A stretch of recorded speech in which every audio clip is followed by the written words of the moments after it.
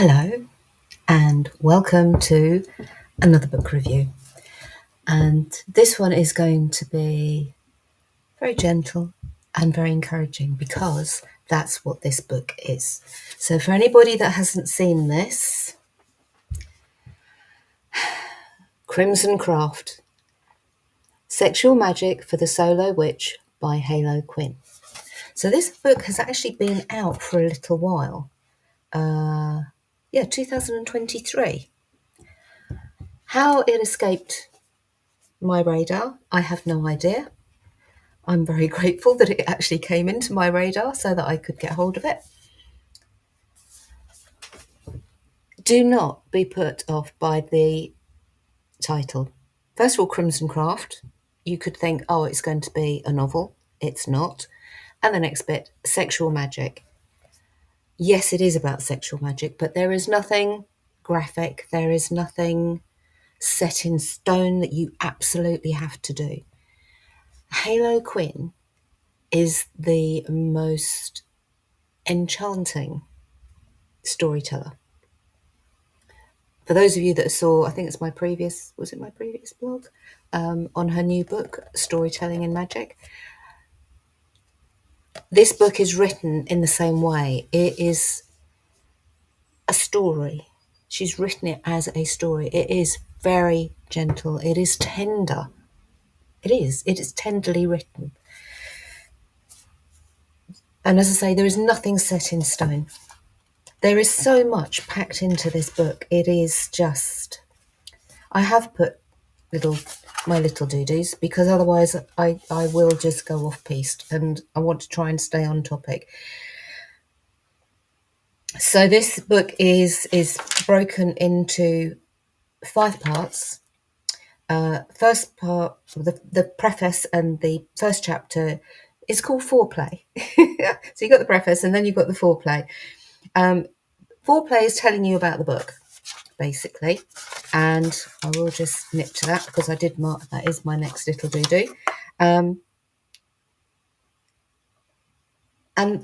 in the second paragraph, this book will primarily focus on solo work and reflection.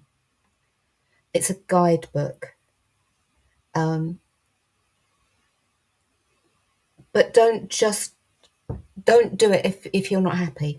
I recommend reading and working through the book in order, but if you would prefer to explore it in different order, then begin with part 1, Casting the Circle. Dip in and Quin actually says it in the foreplay, in the first chapter, and I love that play with words. It's a very good book for, and I'll come to this, about helping you to discover your own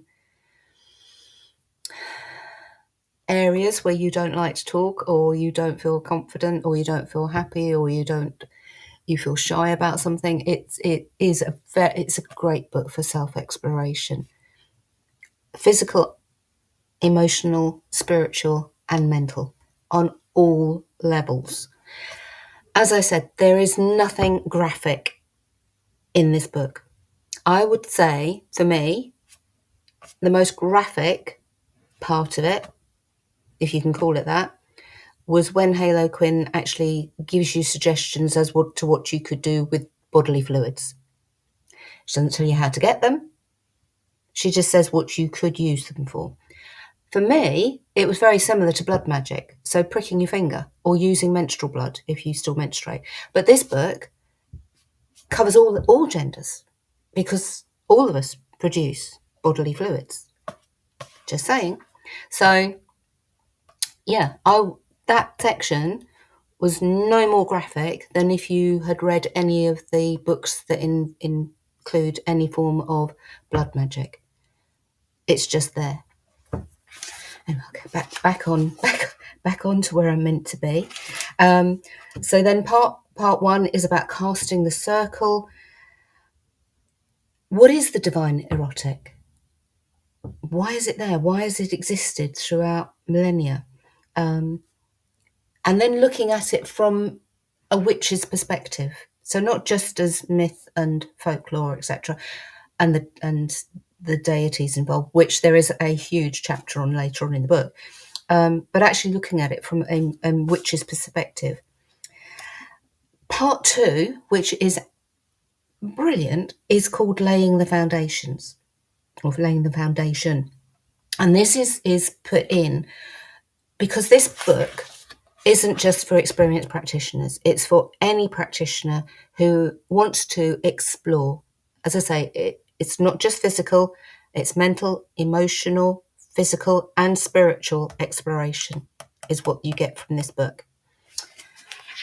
But if you're not used to working magically and you want to incorporate that, or you're new to the craft and you just need those extra pointers, part 2 is all about that. Laying the foundations, the craft of the witch, and magical preparation to undertake any rituals. Part 3 is talking about the divine erotic and the magic of feeling beautiful. That's called the glamoury. I hope I've said that right. It's actually, at the most basic level, getting ready to take yourself out on a date. You know, those dates where you've got those butterflies and it could be the first date, or it might be, you know, somebody really special. And that's what you're doing for yourself. You're actually treating yourself as your special date. That's me, how, you know, I just thought, oh, this is so yeah, getting ready, the bath, the preparation, the hair, the makeup, you know, the whole thing that we do when we're as girls. Obviously boys do it too, but I don't know what boys get up to when they're getting ready to go out, but whatever they do to go out on that special date. But it's for you. You're taking yourself out for that special date, even if you're staying in to do it. It's still that special date that you've arranged with yourself. It's very, very much about self-empowerment, self-care, self-exploration. But as I say, not just physical. I will keep emphasising that because I don't want people put off reading this, because it is absolutely beautiful. Then there is sexual spell casting. As I say, using the bodily fluids and how to use them, or what you could use them for. Part 4 is dancing with the gods. So so it's a devotional practice of how to work with the deities and the archetypes. The red goddess is the next chapter. The red goddess, the wild gods, and the bright spirits. It's just so beautiful. And then chapter 11 actually lists the deities of passion.